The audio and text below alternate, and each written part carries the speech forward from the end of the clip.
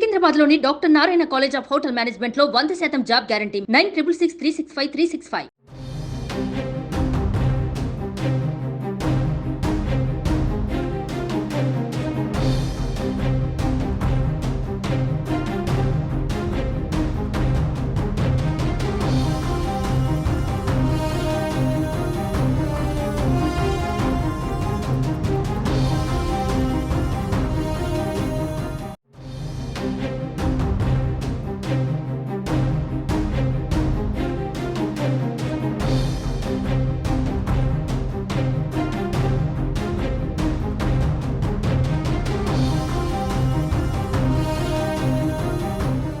ఆంధ్రప్రదేశ్లో పోలింగ్ నేపథ్యంలో చోటు చేసుకున్న హింసాత్మక ఘటనలపైన సిట్ తన నివేదికను AP DGP Harish Kumar గుప్తాకు అందజేసింది.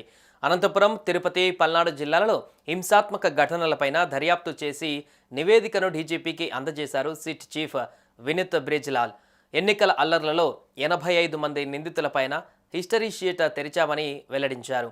ముగ్గురిపైన PD act, మరో 2కి బహిష్కరణకు సిఫారసు చేశామని తెలిపారు.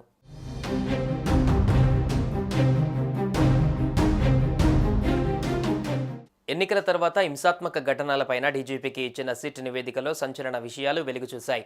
150 పేజీల ప్రాథమిక నివేదికను సిట్ చీఫ్ వినీత్ బ్రిజ్లాల్ డీజీపీకి అందజేశారు. పల్నాడు, అనంతపురం, తిరుపతి జిల్లాలలో హింసాత్మక ఘటనలపైన సిట్ దర్యాప్తు చేపట్టింది. 4 బృందాలుగా 3 జిల్లాలలో పర్యటించిన సిట్ 33 ఘటనలలో నమోదు చేసిన ఎఫ్ఐఆర్లు, సీసీ కెమెరాలను పరిశీలించింది. ఈ అల్లర్లలో 1370 మంది నిందితులకు 124 మందిని పోలీసులు అరెస్టు చేశారు. ఇందులో 639 మంది నిందితులను ఇంకా గుర్తించవలసి ఉందని సిట్ పేర్కొంది.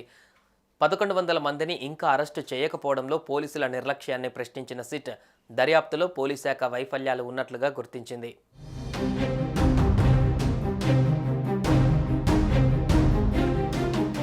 రాళ్ల దాడిని తీవ్రంగా పరిగణించిన సిట్ 2 గ్రూపుల మధ్య రాళ్ల దాడులు మరణాలకి కారణమయ్యాయని పేర్కొంది. ప్రీప్లాన్డ్గానే రాళ్లు, కర్రలతో దాడి జరిగినట్లుగా గుర్తించింది. దాడులను ముందస్తుగా ఊహించడంలో అధికారులు విఫలమయ్యారని సిట్ నివేదిక పేర్కొంది. ఎన్నికలకి ముందు పోలీసు అధికారుల బదిలీలే ఘటనలకు కారణంగా సిట్ నివేదికలో వెల్లడించింది.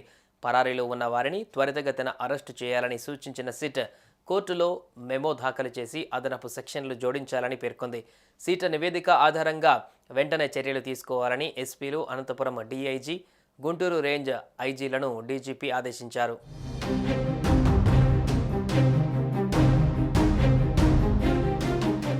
మరోవైపు సిట్ నివేదికకు ఎలక్షన్ కమిషన్కు పంపిన వేళ సిఎస్ జవహర్ రెడ్డితో డీజీపీ హరీష్ కుమార్ గుప్తా భేటీ అయ్యారు.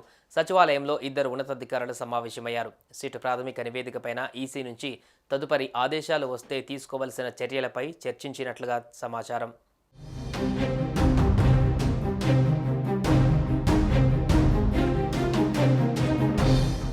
సుమన్ టీవీలో మీ పర్సనల్ అండ్ బిజినెస్ ప్రమోషన్స్ కోసం కింది నెంబర్కి కాంటాక్ట్ చేయండి.